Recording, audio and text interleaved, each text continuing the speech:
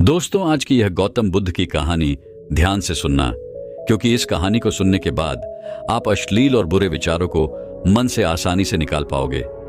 यह कठिन काम भी आपको आसान लगने लगेगा। तो चलिए उस अद्भुत कहानी की शुरुआत करते हैं। अगर आपके भी मन में अक्सर बुरे विचार आते हैं, गंदे और अश्लील विचार चलते रहते हैं, तो आपको यह बौद्ध कहानी जरूर सुननी चाहिए। एक गांव में एक जवान लड़का रहता था। वह बहुत परेशान था, क्योंकि उसका मन उन्हीं चीजों के बारे में सोचता रहता जिसके बारे में वो नहीं सोचना चाहता था। वह अपनी छोटी छोटी खुशियों के लिए अपने दिन का ज्यादातर समय बर्बाद कर देता और फिर बाद में इसके लिए पश्चाताप करता।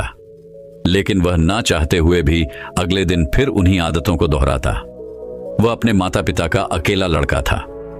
माता पिता धीरे धीरे बूढ़े हो रहे थे और वह जवान हो रहा था, लेकिन वह कुछ भी ऐसा नहीं कर पा रहा था जिससे उसके माता पिता को उस पर गर्व हो।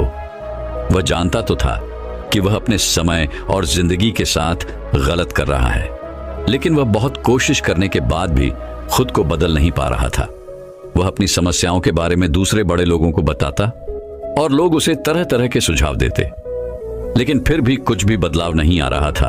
अब तो उस लड़के को भी ऐसा लगने लगा था कि उसका बाकी का जीवन ऐसे ही मानसिक बोझ और बुरी आदतों के साथ बीतने वाला है। इसीलिए अब वह बहुत ही उदास और परेशान रहने लगा था।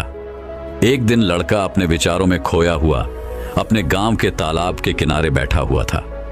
तभी पीछे से उसका एक मित्र भागता हुआ आया और बड़े उत्साह से उसके कंधे पर हाथ रखकर बोला, मित्र, मुझे तुम्हारी सभी समस्याओं का समाधान मिल गया है। अपने मित्र के मुंह से यह बात सुनकर वह लड़का बहुत खुश हो जाता है और पूछता है, क्या समाधान मिला मेरी समस्याओं का? लड़के ने मित्र ने कहा, ध्यान। ध्यान तुम्हारी सभी समस्याओं का समाधान है। लड़के ने कहा, यह ध्यान क्या होता है? मित्र ने कहा, कल हमारे गांव में एक बौद्ध भिक्षु विघटन के लिए आए थे। गांव के सभी लोग उन बौद्ध भिक्षु से अपनी अपनी समस्याओं का समाधान पूछ रहे थे, तो मैंने सोचा कि मैं भी तुम्हारी समस्या का समाधान पूछ ही लेता हूं। तो मैंने उन बौद्ध भिक्षु से अपने मन को काबू में करने का तरीका पूछा। मेरा प्रश्न सुनकर उन बौद्ध भिक्षु ने ज्यादा तो कुछ नहीं कहा, बस इतना ही कहा कि ध्यान जीवन की सभी समस्याओं का समाधान है। मैंने सोचा कि तुम्हें ध्यान के बारे में पता होगा, इसीलिए मैंने उन बौद्ध भिक्षु से ध्यान के विषय में ज्यादा कुछ नहीं पूछा। आपने मित्र की बात सुनकर उस लड़के ने कहा, मुझे उन बौद्ध भिक्षु से मिलना है। वह लड़का और उसका मित्र बौद्ध भिक्षु को ढूंढने निकल पड़ते हैं। बहुत पूछताछ और खोज मशक्कत के बाद उन्हें वो बौद्ध भिक्षु बगल के एक गांव में एक पेड़ के नीचे ध्यान करते हुए मिलते हैं। वे दोनों उस बौद्ध भिक्षु के पास जाकर बैठ जाते हैं और उनकी आंखें खुलने का इंतजार करते हैं। थोड़ी देर बाद जब बौद्ध भिक्षु अपनी आंखें खोलते हैं तो वो उन्हें प्रणाम करते हैं और कहते हैं, आपने यह तो बता दिया कि ध्यान जीवन की सभी समस्याओं का समाधान है, लेकिन आपने यह नहीं बताया कि ध्यान है क्या? बौद्ध भिक्षु ने कहा, ध्यान क्या है इसको मैं शब्दों में समझा पाऊं, इतनी मुझ में सामर्थ्य नहीं, लेकिन अब क्योंकि तुम लोगों ने प्रश्न किया है तो मुझे कुछ ना कुछ तो बताना ही पड़ेगा। तो सुनो, ध्यान का मतलब है ना कोई प्रश्न, ना कोई उत्तर, ना कोई विचार और ना ही कोई भावना। यह एक ऐसी स्थिति है जो हमारी वास्तविकता से हमारा परिचय करवाती है। इसी स्थिति में पहुंचकर व्यक्ति के अंदर कोई भी प्रश्न, कोई भी उलझन शेष नहीं रह जाती, क्योंकि उसके सामने सब कुछ स्पष्ट हो जाता है। उसे जीवन की व्यथा का पूर्णता आभास हो जाता है। लड़के ने पूछा, लेकिन ध्यान की ऐसी स्थिति को कैसे प्राप्त किया जा सकता है? बौद्ध भिक्षु ने कहा, ध्यान करना बहुत आसान है। क्या तुम्हें बैठना आता है? लड़के ने कहा, हाँ, मैं बैठ सकता हूं। बौद्ध भिक्षु ने कहा, कितनी देर तक बैठ सकते हो? लड़के ने कहा, ऐसे तो कभी आजमाया नहीं, लेकिन जितनी देर तक चाहूं उतनी देर तक बैठ सकता हूं। बौद्ध भिक्षु ने कहा, रोज 1 घंटा आंख बंद करके सीधा बैठना है। लड़के ने पूछा, कब और कहां बैठना है? बौद्ध भिक्षु ने कहा, कभी भी और कहीं भी, बस जगह शांत और एकांत होनी चाहिए। लड़के ने फिर प्रश्न किया, मेरे मन के ये गंदे विचार और मेरी बुरी आदतें कितने दिन में छूट जाएंगी? बौद्ध भिक्षु ने कहा, सिर्फ 1 दिन में। अगर तुम 24 घंटे आंख बंद करके बैठ सको तो। बौद्ध भिक्षु से आज्ञा ले वह लड़का अपने घर आ जाता है और ध्यान करने बैठ जाता है। जैसे ही वह अपनी आंखें बंद करके बैठता है, उसके मन में तरह तरह के विचार उठने शुरू हो जाते हैं। जैसे, क्या ध्यान करने से सचमुच कुछ फायदा होगा? मैं अपनी बुरी आदतों को छोड़ भी पाऊंगा या नहीं? आखिर सभी लोग मेरी इज्जत कब करेंगे? मैं तो उससे प्रेम करता हूं, लेकिन वो मुझसे प्रेम क्यों नहीं करती? मैं ऐसा क्या करूं कि मैं बहुत सा धन कमाऊं और अपने गांव का सबसे अमीर व्यक्ति बन जाऊं? इसी तरह के और भी विचार उसके मन में लगातार उठने लगे। फिर उसे ध्यान आया कि भिक्षु ने कहा था, ध्यान की अवस्था में कोई विचार, कोई भावनाएं नहीं होती। अब वह अपने विचारों को रोकने का प्रयास करने लगा, लेकिन क्या बहती नदी के पानी को कभी कोई रोक पाया है? वह लड़का भी अपने विचारों को नहीं रोक पाता और आंखें खोलकर बैठ जाता है और सोचता है, अब तक के जीवन में बहुत से काम किए, लेकिन इतना मुश्किल काम कभी ना किया था। और वह बौद्ध भिक्षु बोल रहे थे कि ध्यान करना बहुत ही आसान है। वह लड़का उन बौद्ध भिक्षुओं से मिलने दोबारा अपने घर से निकल पड़ता है और उनके पास पहुंचकर कहता है, आपने तो कहा था कि ध्यान करना बहुत ही आसान है, लेकिन यह तो मुझे दुनिया का सबसे मुश्किल काम लग रहा है। मेरे बहुत प्रयास करने के बाद भी मेरे मन में विचार उठने बंद ही नहीं हो रहे हैं। बौद्ध भिक्षु ने कहा, लेकिन तुमसे विचारों को रोकने के लिए किसने कहा है? लड़के ने कहा, तो फिर विचार रहित स्थिति कैसे प्राप्त होगी? आपने तो कहा था कि ध्यान में कोई विचार, कोई प्रश्न नहीं होते। बौद्ध भिक्षु ने कहा, हमारे दिमाग में हर समय बहुत से विचार जन्म लेते हैं और मरते हैं, लेकिन हमारा मन उनमें से किसी एक विचार को पकड़ लेता है और फिर उससे जुड़े विचारों के बारे में सोचता चला जाता है। इस तरीके से हमारा मन विचारों में उलझ जाता है और हम भूल जाते हैं कि हम क्या कर रहे थे। जब तुम ध्यान करने बैठोगे तो तुम्हारे दिमाग में भी बहुत से विचार उठेंगे और खत्म हो जाएंगे, लेकिन तुम्हें किसी भी विचार का चुनाव नहीं करना, बस उन्हें देखना है। तुम्हारे मन में विचार उठेंगे और खत्म हो जाएंगे। धीरे धीरे समय के साथ इन विचारों के उठने की गति कम होती चली जाएगी। बौद्ध भिक्षुओं के मुंह से यह सारी बातें सुनकर वह लड़का अपने घर वापस आ जाता है और दोबारा ध्यान करने के लिए बैठ जाता है। इस बार वह लड़का बौद्ध भिक्षु के बताए अनुसार अपने मन में उठ रहे विचारों को देखता है। वह कुछ देर तक तो विचारों को साक्षी भाव से देख पाता है, लेकिन फिर उसके मन में ऐसी विचार उठते हैं जिनके बारे में सोचने से वह खुद को रोक नहीं पाता और वह गहरे विचारों में खो जाता है। कुछ देर बाद उसे याद आता है कि वह तो ध्यान कर रहा था। वह दोबारा विचारों को देखने का प्रयास करता है, लेकिन इस बार उसका मन दूसरी चाल चलता है। अब उसके मन में अश्लील विचार उठने लगते हैं। वह लड़का सोचता है कि ध्यान जैसी पवित्र स्थिति में यह अश्लील विचार क्यों उठ रहे हैं। वह अपने मन में उठ रहे अश्लील और गंदे विचारों को रोकने का बहुत प्रयास करता है, लेकिन वो उन्हें रोक नहीं पाता। उसके मन में लगातार बस ऐसे ही विचार उठ रहे थे। बहुत देर तक प्रयास करने के बाद जब वह लड़का परेशान हो जाता है तो वह ध्यान से उठकर सीधा उन बौद्ध भिक्षुओं के पास पहुंचता है और कहता है, मैं जब भी अपनी आंखें बंद करके ध्यान करने के लिए बैठता हूं तो मेरे मन में सिर्फ अश्लील और गंदे विचार ही आते हैं। बौद्ध भिक्षु ने कहा, कोई भी विचार अच्छा या बुरा नहीं होता, इसीलिए किसी भी विचार को बुरा समझकर उसे जबरदस्ती दबाने का प्रयास मत करो, क्योंकि हमारे द्वारा विचारों का विरोध ही उन्हें और भी शक्तिशाली बनाता है। इसीलिए किसी भी विचार का दमन करने का प्रयास मत करो, क्योंकि इस मन की प्रकृति ही ऐसी है कि हम इसे जिस चीज के बारे में सोचने से रोकते हैं, ये उसी चीज के बारे में सबसे ज्यादा सोचता है। इसलिए तुम्हारा विचारों को रोकने का प्रयास व्यर्थ है, और जिन विचारों को तुम गंदे व अश्लील विचार कह रहे हो, वह विचार भी तुम्हारे जीवन का एक हिस्सा है। इंसानी जीवन को आगे बढ़ाने के लिए इन विचारों का उठना भी जरूरी है। एक बात हमेशा याद रखना कि जीवन में हम जिस भी चीज का अस्वीकार करते हैं, हमारा मन उसी चीज में सबसे ज्यादा रस देने लगता है। इसीलिए जीवन की किसी भी सच्चाई को नजरअंदाज करने का प्रयास मत करो। हर चीज को स्वीकारो, तभी तुम उससे मुक्त हो पाओगे। लेकिन इसका मतलब यह नहीं कि तुम हर समय काम वासना के विचारों में ही डूबे रहो। तुम्हें यह समझना होगा कि काम वासना हमारे जीवन का एक छोटा सा हिस्सा मात्र है, पूरा जीवन नहीं। तो जीवन के इस पहलू को भी स्वीकारो और आगे बढ़ो, क्योंकि इस जीवन में इसके आगे भी बहुत कुछ जानने के लिए है। लड़के ने कहा, लेकिन हमारा मन हमारे साथ इतनी चालें क्यों चलता है? क्या हमारा मन ही हमारा शत्रु है? भिक्षु ने कहा, नहीं, मन हमारा शत्रु नहीं है। यह तो बस उन्हीं चीजों को अनुभव करना चाहता है जिसमें इसे आराम मिले, आनंद आए।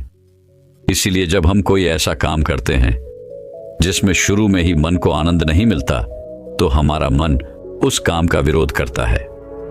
बौद्ध भिक्षु ने आगे कहा, अगर तुम अपने मन से बुरे विचारों को खत्म करना चाहते हो तो अपनी आदतों को बदलो। आदतों को तुम केवल तभी बदल सकते हो जब तुम्हारा मन तुम्हारे काबू में होगा, और तुम्हारा मन तुम्हारे काबू में तभी आएगा जब तुम खुद को जानोगे, जब तुम स्वयं अनुभव करोगे, जब तुम ध्यान का अनुभव करोगे। इतना कहकर बौद्ध भिक्षु खड़े हो गए और एक हल्की सी मुस्कान के साथ उस लड़के के सिर पर अपना हाथ रख दिया। इसके बाद उन्होंने अपना भिक्षा पात्र उठाया और वहां से चले गए। वह लड़का उन बौद्ध भिक्षुओं को जाता हुआ देखता रहा, लेकिन अब वह बहुत खुश था क्योंकि उसे अपनी समस्याओं का समाधान मिल चुका था। ध्यान के रूप में वह समझ गया था कि उसे हर रोज ध्यान के लिए बैठना है और उसे अपने आते जाते विचारों को देखना है, लेकिन किसी भी विचार को पकड़ना नहीं है। समय के साथ वह विचार खुद ही गायब होते चले जाएंगे। साथ ही वह यह भी समझ गया था कि कोई भी विचार अच्छा या बुरा नहीं होता, विचार सिर्फ एक विचार होता है, इसीलिए विचारों का विरोध करना भी व्यर्थ है। तो दर्शकों, चलिए अब अश्लील विचारों को काबू में करने के ऊपर गौतम बुद्ध की एक और कहानी की शुरुआत करते हैं। हमारा मन इस दुनिया का सबसे पावरफुल हथियार है, लेकिन हम इसे ठीक तरीके से इसका उपयोग नहीं कर पाते हैं। साधारण सी बात है, हम अपने मन में जिस तरह के बीज बोएंगे, हमें आउटपुट भी ठीक उसके अनुरूप ही मिलेगा, लेकिन हम उस मन में ठीक तरह से बीज बो ही नहीं पाते। अगर आपके मन में भी हमेशा नकारात्मक, बुरे और अश्लील विचार आते रहते हैं और आप इस तरह सोचते रहते हैं जिसे आपको नहीं सोचना चाहिए, तो भगवान बुद्ध से समझिए कि कैसे आप इसे बिल्कुल समाप्त कर सकते हैं। एक बार भगवान बुद्ध एक प्रवचन सभा में प्रवचन दे रहे थे। उनके समक्ष बहुत से उनके शिष्य बैठे थे। इस बीच कुछ नए शिष्य थे। उनका मन बहुत ज्यादा दूसरे स्थितियों में रस ले रहा था। उनका मन अभी भी बहुत ज्यादा शक्तिशाली था और ये कोई नई बात नहीं है। मनुष्य का मन अक्सर ऐसी गलतियां करता रहता है। मन उस चीज में हमेशा आनंद देखता है, तलाश करता है। यहां एक समझने वाली बात यह है कि मन इतना भी शक्तिशाली हो सकता है जो बुद्ध जैसे महान शख्स के सामने बैठने के बावजूद भी उसे अनदेखा कर दे। लेकिन भगवान बुद्ध की उपस्थिति भी इतनी कमजोर नहीं है कि बुद्ध के समीप बैठे लोगों के मन को चोट ना पहुंचा सके। बुद्ध की बातों में इतनी जादू थी कि बुरे से बुरे लोग भी, चाहे कितना भी भटका हुआ मन क्यों ना हो, सभी शांत हो जाते थे। भगवान बुद्ध के शब्द एक बार किसी के कान में चले जाते तो उसका रूपांतरण निश्चित है। सभा में बैठे उन नए नए भिक्षुओं का मन प्रयास तो करता कि उन्हें बुद्ध की उपस्थिति से वंचित रखा जा सके, परंतु बुद्ध की उपस्थिति ऐसा होने नहीं देती। गौतम बुद्ध बोलते बोलते अचानक चुप हो जाते और ये सबके मन को स्ट्राइक करती है कि बुद्ध बोलते बोलते अचानक क्यों चुप हो गए। सभी लोगों का मन दूसरे जगह से हटकर बुद्ध के मौन होने में केंद्रित हो जाता है। फिर बुद्ध मुस्कुराते हैं और बोलते हैं, मेरे प्रिय भिक्षुओं, ये हमारा जीवन बहुत कीमती है। इसकी कीमत हमें तभी समझ में आती है जब ये हमारे पास कम समय के लिए बचता है। इसीलिए तुम्हारे मन में जो भी प्रश्न है, चाहे जैसे भी प्रश्न हो, अब भी पूछ लो। क्या पता कल ये पूछने का मौका न मिले। उसी वक्त एक नया बौद्ध भिक्षु खड़ा होकर उनसे पूछता है कि हे तथागत, मेरे मन में एक प्रश्न है, लेकिन मुझे समझ में नहीं आ रहा है कि मैं आपसे कैसे पूछूं। भगवान बुद्ध बोले, तुम्हारे मन में जो भी प्रश्न है, चाहे जैसा भी प्रश्न है, निश्चित ही पूछो। भिक्षु कहता है, हे बुद्ध, मैं सोचता था कि भिक्षु बनने के बाद मेरे मन में सभी बुरे और अश्लील विचार खत्म हो जाएंगे, परंतु ऐसा नहीं हुआ। मेरे मन में अभी भी बुरे विचार आते हैं। जितने भी अश्लील विचार है, जितनी भी कामुकता है, उसमें अभी भी मेरा मन उलझा हुआ है। मेरा मन बार बार ऐसे विचारों की तरफ जाता है। फिर भगवान बुद्ध बोले, यदि तुम्हारा मन अभी भी अश्लील तावों में भटक रहा है और तुम्हें यह लगता है कि यह सब कुछ सही है, तो मैं तुम्हें नहीं रोकूंगा, क्योंकि मेरा उद्देश्य तुम्हें बांधना नहीं, मुक्त करना है। कोई व्यक्ति या मनुष्य भिक्षु तभी बनता है जब वह हर चीज की निरर्थकता को देख लेता है।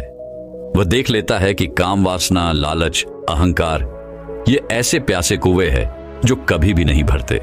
वह ये भी जान लेता है कि सभी लोग इन कुओं को भरने में लगे हुए हैं, परंतु आज तक इन कुओं को कोई भी नहीं भर पाया। जब किसी व्यक्ति को यह लगता है कि कोई भी चीज इस जीवन को पूरा नहीं कर सकती, तब वह सब कुछ त्यागने लगता है और वह भिक्षु बनने का रास्ता भी चुन लेता है। फिर भिक्षु दोबारा बुद्ध से पूछते हैं, परंतु हे बुद्ध, यह अश्लील विचार हमारे मन में आते क्यों हैं?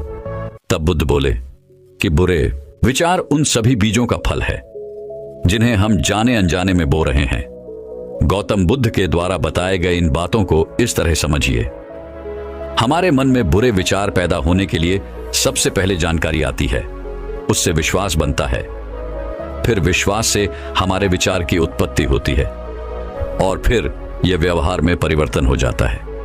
वह भिक्षु फिर पूछते हैं, बुद्ध अब हमें क्या करना चाहिए?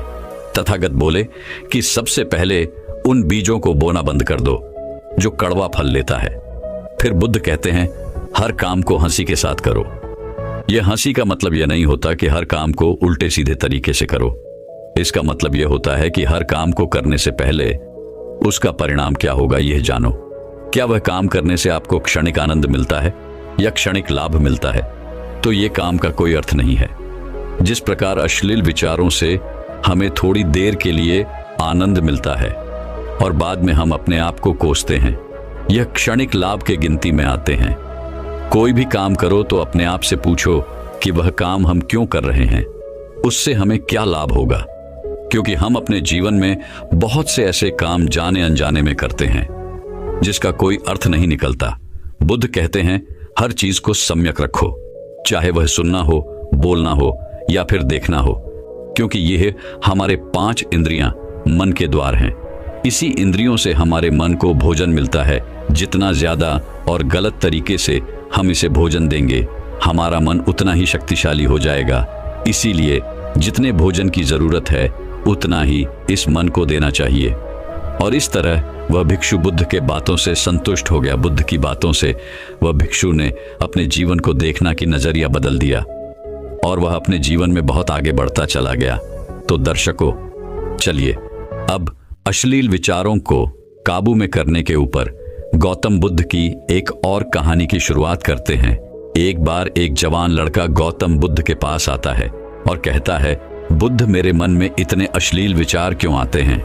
मेरे मन में अक्सर काम वासना के विचार चलते रहते हैं, जिनके बारे में सोच सोच कर मैं अपना बहुत सा समय और ऊर्जा बर्बाद कर देता हूँ, जिनकी वजह से मैं शांत नहीं रह पाता और हमेशा ही विपरीत लिंग के प्रति आकर्षण महसूस करता हूँ। बुद्ध ने मुस्कुराते हुए कहा, क्या तुम्हें पता है कि काम वासना होती क्या है? लड़के ने कहा, बुद्ध, मुझे यह तो नहीं पता कि काम वासना का मतलब क्या है, लेकिन यह जो कुछ भी है बहुत बुरी है। बुद्ध ने कहा, सबसे पहले तो तुम यह समझो कि प्राकृतिक रूप से जो भी हमारे अंदर है वह बुरा नहीं है। हमारे जीवन में उसकी कुछ न कुछ जरूरतें हैं। वासना एक प्रकार की भावना है जो हमें किसी न किसी चीज की कमी का एहसास दिलवाती है। फिर हम उस कमी की पूर्ति के लिए उस चीज की तरफ आकर्षित होना शुरू कर देते हैं। जैसे अगर किसी के पास धन की कमी है तो उसके अंदर धन के प्रति आकर्षण यानी धन की वासना उत्पन्न हो जाएगी। तो वासना कुछ और नहीं बल्कि एक प्रकार की कमी, एक प्रकार की जरूरत का एहसास है, और जब यह जरूरत पूरी ना हो तो हम इसे काम वासना कह देते हैं।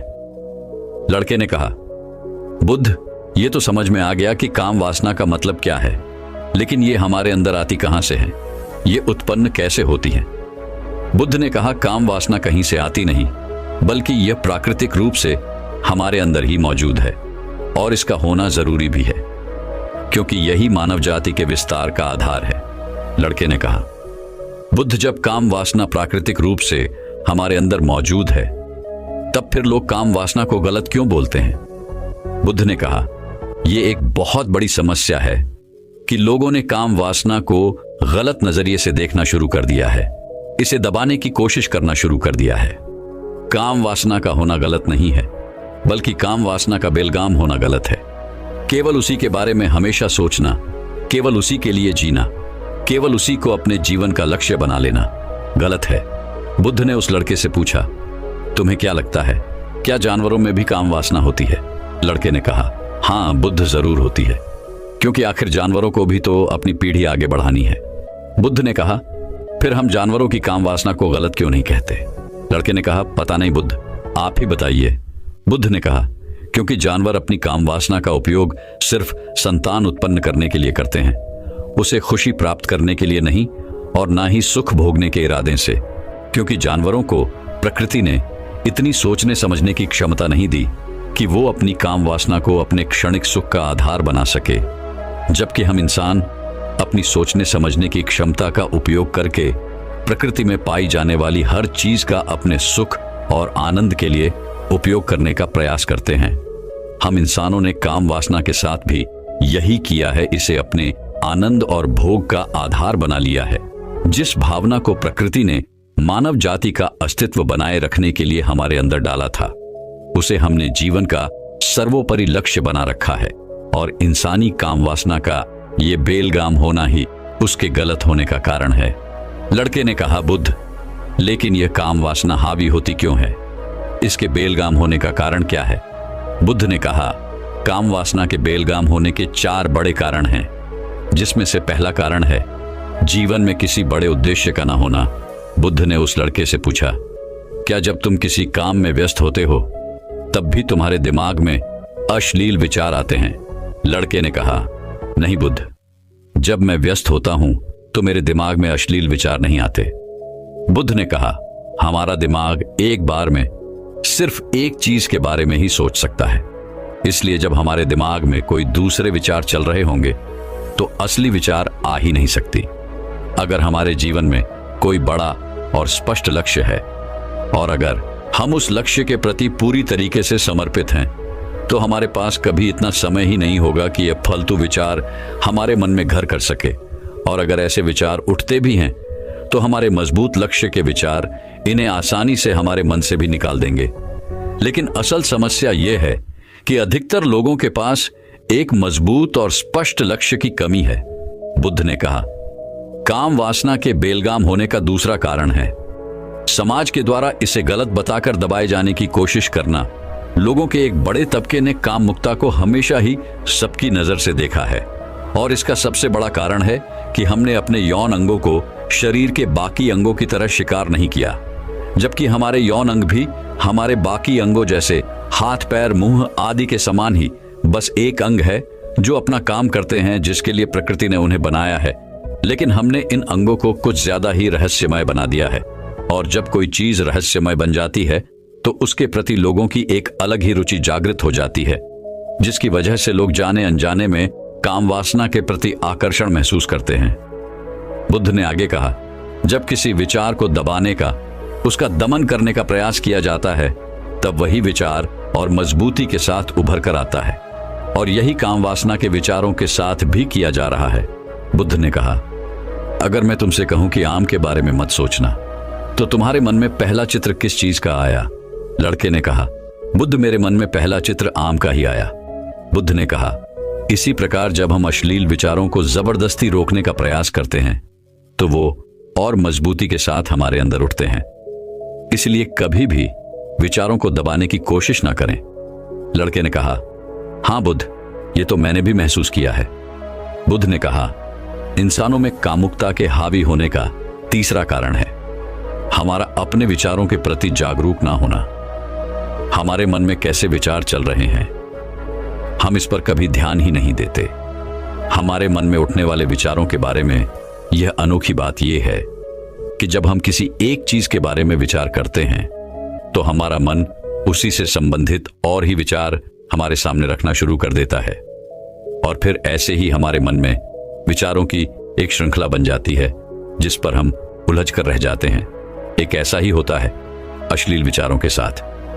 हमने एक बार किसी को देखकर अपने मन में एक अश्लील विचार पैदा किया, फिर हमारा मन अपने आप ही इन विचारों की श्रृंखला बना देता है, जिनके बारे में सोच सोच कर हम अपनी बहुत सी ऊर्जा और समय बर्बाद कर देते हैं। इसलिए पूरी जागरूकता के साथ अपने अंदर उठने वाले विचारों पर ध्यान देना जरूरी है। बुद्ध ने कहा, अश्लील विचारों के हावी होने का चौथा कारण है बुरी सोच और अश्लील विचारों वाले लोगों की संगति करना हो। कई बार ऐसा होता है कि काम वासना हमारे अंदर नहीं होती, लेकिन कुछ अश्लील लोगों के साथ रहने की वजह से यह हमारे अंदर हावी हो जाती है। लड़के ने कहा, हाँ बुद्ध, ये बात तो मैंने खुद महसूस की है। बुद्ध ने कहा, इसीलिए बुरे विचार वालों और अश्लील लोगों से दूरी बनाकर रखनी चाहिए। लड़के ने कहा, बुद्ध, यह तो समझ में आ गया कि कामुकता हावी कैसे होती है, लेकिन इसे हावी होने से रोका कैसे जा सकता है। बुद्ध ने कहा, सबसे पहले तो तुम यह समझो कि काम वासना की ऊर्जा को रोका नहीं जा सकता, इसे सिर्फ रूपांतरित किया जा सकता है। और इस ऊर्जा को रूपांतरित करने के दो तरीके हैं, पहला है प्रेम और दूसरा है ध्यान। जब हम सच्चे प्रेम में होते हैं तो हमारे अंदर के कामुकता की ऊर्जा हमारी खुशी और हमारे आनंद में परिवर्तित हो जाती है। लेकिन ज्यादातर लोग शारीरिक आकर्षण को ही प्रेम मानते हैं, जो कि ऊर्जा को व्यर्थ करता है। रूपांतरण नहीं, काम वासना की ऊर्जा को शरीर के अंदर ही रूपांतरित करने का सबसे सफल तरीका है ध्यान के माध्यम से आप अपने अंदर स्थित आनंद के उस केंद्र में स्थापित हो जाते हैं जिसके सामने दुनिया का हर भोग विलास फीका लगने लगता है। ऐसा नहीं है कि आप ध्यान में उतरने के बाद वो सब सोचने और करने में सक्षम नहीं होते, बल्कि आप उससे ऊपर उठ चुके होते हैं और फिर ये सब हरकतें आपको छोटी और बचकानी लगने लगती हैं। लड़की ने कहा, लेकिन बुद्ध, ध्यान की शुरुआत कहां से करे? बुद्ध ने कहा, सबसे पहले तुम खुद के साथ अकेले में समय बिताना शुरू कर दो, क्योंकि जो इंसान जिसके साथ सबसे ज्यादा समय बिताता है वह उसको सबसे ज्यादा जानने लगता है। और जब तुम खुद को जानना शुरू कर दोगे तो ये सारे भौतिक सुख तुम्हें छोटे लगने लगेंगे। और फिर एक दिन ऐसा भी आएगा जब तुम्हारे चाहे बिना तुम्हारे दिमाग में किसी भी प्रकार के विचार उठने बंद हो जाएंगे। दोस्तों, मैं उम्मीद करता हूं कि यह कहानी सुनने से आपके जीवन में अच्छे बदलाव आए होंगे। आपको इस वीडियो से क्या सीखने मिला, ये कमेंट करके जरूर बताएं और अपने परिवार, दोस्तों या आपके करीबी इंसान के साथ ये कहानी शेयर करके उन्हें भी इस ज्ञान से परिचित